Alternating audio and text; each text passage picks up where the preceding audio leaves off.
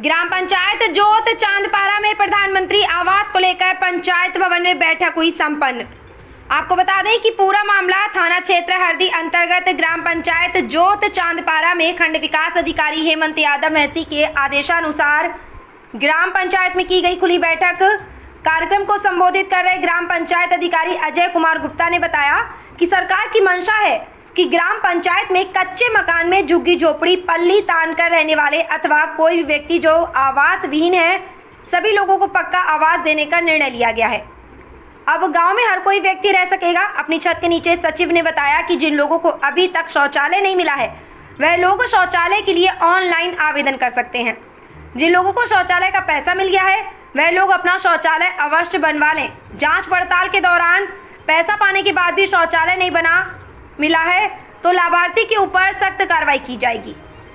बता दें कि ग्राम पंचायत सचिव ने यह भी बताया कि किसी भी व्यक्ति को इधर उधर भटकने की जरूरत नहीं है। हम सभी लोगों के घर डोर टू डोर जाकर स्वयं सर्वे करेंगे। किसी के बहकावे में ना आए, किसी को कोई सुविधा शुल्क ना दे। अगर कहीं शिकायत मिली कि आपने किसी को आवास के संबंध में सुविधा शुल्क दिया है तो लेने वाले और देने वाले दोनों लोगों के ऊपर कड़ी से कड़ी विधिक कार्रवाई की जाएगी। इसी के साथ क्षेत्र में भेड़िया के आतंक को लेकर लोगों को सजग रहने के लिए अपील की गई है। उन्होंने बताया कि जिनके घर में दरवाजे नहीं हैं, वह दरवाजे पर तख्त लगाकर दरवाज़ा बंद कर सोएं।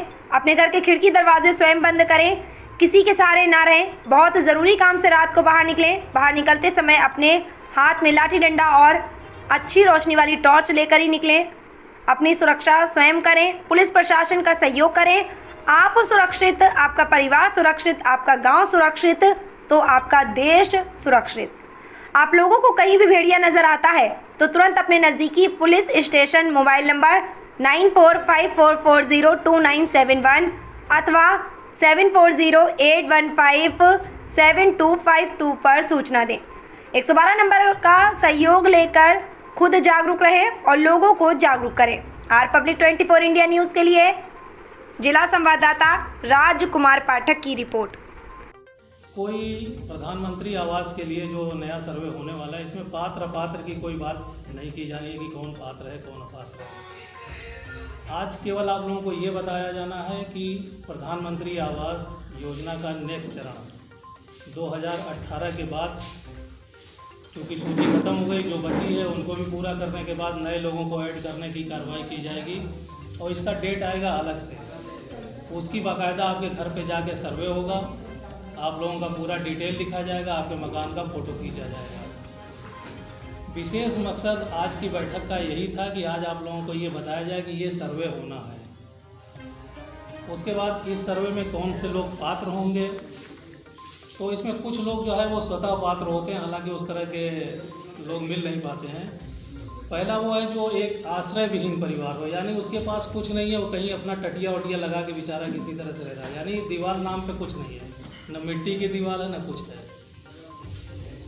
उसके बाद वो लोग हैं जो बेसहारा हैं, यानी जिनका कोई नहीं है, केवल भीख मांग रहे हैं और किसी तरह से अपना कहीं भी बैठ के अपना जीवन यापन कर रहे हैं। बहुत से लोग आपने देखा होगा, गाँव के लोग होंगे जो शहर वहर में या बाज़ार में कहीं सो गए फुटपाथ के किनारे और भीख मांग रहे खा रहे हैं। हाथ से मैला ढोने वाले अब तो ये ख़त्म हो चुका, अब ये कहीं नहीं है। सुप्रीम कोर्ट मानी सुप्रीम कोर्ट, लेकिन अगर फिर भी अगर कोई ऐसा है तो वो भी पात्र है। आदिम जनजाति ये हमारे यहाँ है नहीं, ये बेपरवाह में लोग हैं, इधर और जगह नहीं है। और कोई बंधुआ मजदूर है जो मुक्त कराया गया है वो, तो ये लोग स्वतः पात्र हैं, इनका कोई वो नहीं देखना है। उसके बाद पहले आप लोगों ने सुना होगा कि जिसके पास मोटरसाइकिल है वो भी अपात्र है, तो सरकार ने अभी थोड़ा सा उसमें छूट दिया है।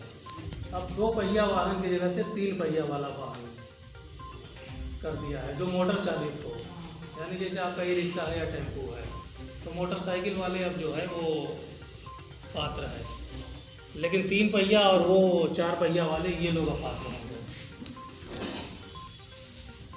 उसके बाद कोई ऐसा कृषि उपकरण किसी व्यक्ति ने रखा हुआ है जो मोटर चालित हो, 3 पहिए वाला हो, जैसे बहुत से वो होते हैं धान काटने वाला या कोई चीज़। निर्देश दिए गए हैं, क्योंकि आप लोगों का बहुत बाद में ये सब शुरू हुआ कि क्या करना है, तो उसमें पहली चीज़ तो ये है कि आप लोग थोड़ा सा जिनके घरों में दरवाजे नहीं हैं वो ज़रूर किसी चीज़ का आड़ करें और किसी ऐसी चीज़ का आड़ करें जिसकी 7 फीट हो। आप ज़मीन पे सो जाइए, लेकिन तखत वहाँ खड़ा कर दीजिए, किसी चीज़ से दाब दीजिए, या कोई पुराना तखत वखत हो, इस तरह की चीज़। खटिया वटिया जो लोग बांध देते हैं वो मतलब सही नहीं है। या फिर बांस का वो बनाइए पूरा दरवाज़ा जो चारों तरफ से बंधा हुआ हो। उससे अच्छी चीज़ एक चीज़ ये भी है कि घर के एक मेंबर को थोड़े दिन जागना पड़ेगा। जैसे हम लोग ड्यूटी में जाग रहे हैं, तो आप लोग अपने घर में ड्यूटी कर लीजिए कि भाई 12 बजे तक आप जागेंगे, 12 बजे थोड़ी देर के लिए दूसरे व्यक्ति को जगा दीजिए जी। कभी भी आप खुले में न सोएं, चाहे जितनी भी गर्मी है, तो कोशिश करिए कि मतलब हम एक आड़ के अंदर ही सोएं। अपने कमरा, अगर कमरे में और छत है तो सबसे बेहतर जगह। जिसके पास दरवाज़ा है लेकिन दरवाज़ा नहीं है, पक्का मकान है, तो आप लोग छत पे सो जाइए, वो ज़्यादा बेटर है। तो आप अपनी छत नहीं है तो आप अपना जो जहाँ भी है उसमें आड़ करके मतलब उसमें दरवाज़ा ज़रूर बंद करिए। मंत्री जी, अभी तक तो सिर्फ घाघर की कछार से सूचनाएं ऐसी आ रही थी, फिर हमारा ये जो चांदपारा मोर्चा कैसे ही संदेह के घेरे में आ गया? देखिए, ये वन विभाग ने ये आकलन किया कि मतलब वो इस एरिया तक घूमा है, तो उसके आउटस्कर्ट पे जो गांव है, यानी अगर एक गांव पहले अगर वो देखा गया तो उसके आगे वाले गांव को भी अलर्ट कर दिया गया, वहाँ ड्यूटी लगा दी गई कि मतलब इस चीज़ को आइडेंटिफाई कर दिया जाएगा, वहाँ भी सतर्कता हो। ऐसा ना हो कि जहाँ सतर्क है लोग उसको छोड़ के वो अगले गांव में घटना कर दे। इसलिए मतलब आगे के गांव भी लिए गए हैं। तो ये निर्णय जिलाधिकारी महोदया के स्तर से लिए जा रहे हैं कि कौन कौन से गाँव सेलेक्ट किए जाएँ।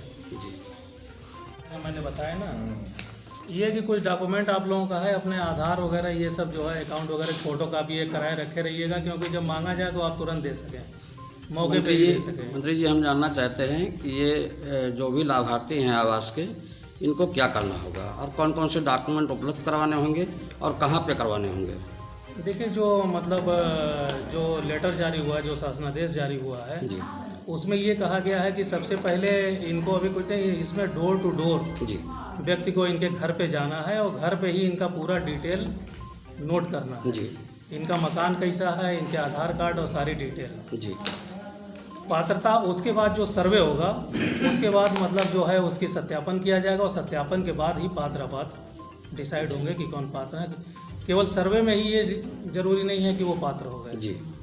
वो सत्यापन के बाद ही, जैसा कि हमेशा होता है, एक बार लिस्ट बनती है, फिर उसके बाद ब्लॉक स्तर के अधिकारी और हम लोगों को लगा के उसकी जांच कराई जाती है। उस सत्यापन में जो पात्र होते हैं वो पात्र होंगे जी। एक जानकारी और दीजिए सर कि ये सर्वे करने कौन से अधिकारी जाएंगे? ये सर्वे करने में जो है वो सचिव हैं जिनको कि मतलब सर्वे करना है, लेकिन चूँकि एक सचिव के पास एक से अधिक गाँव है, तो उसमें किसी तरह से टाइम मैनेज करके हम लोग रहेंगे और उसको लिखाया जाएगा। साथ में अपने साथ अपने ब्लॉक के स्टाफ को रखेंगे जो गांव के हैं, जैसे हमारा रोजगार सेवक है, पंचायत सहायक है जी। इस योजना के तहत क्या संदेश देना चाहेंगे आप हमारे ग्रामवासियों को?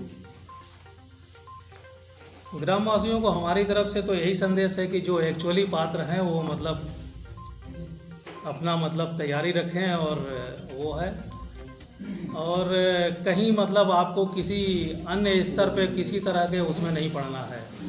अगर आप पात्र हैं तो आपको आवास मिल जाएगा, और अपात्र हैं तो बहुत मुश्किल है कि मतलब किसी अन्य विधा में न पड़िएगा, कोई शॉर्टकट ना अपनाइएगा, या कोई आपको किसी तरह से गुमराह करता, तो कृपा करके मेरी तरफ से आप लोग उन चीज़ों से बचिएगा।